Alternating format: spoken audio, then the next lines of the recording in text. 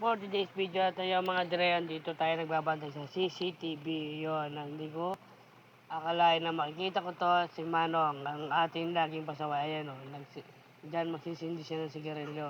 Kaya sisigawan natin siya, nandito tayo sa taas. Ayan o, kaya dali-dali niya pinatay agad yung sigarilyo. Sabi ko, Anong, naninigarilyo ka na naman dyan, lagi na lang kita nasisita.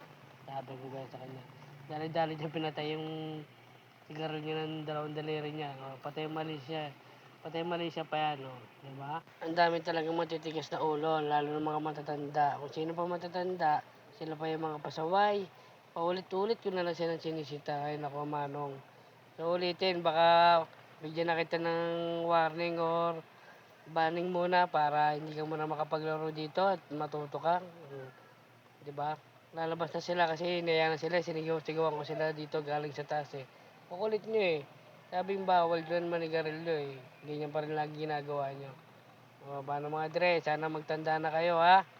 Lalo sa mga bata. Huwag kayong mag-yoyosi dyan ha. Yun lang.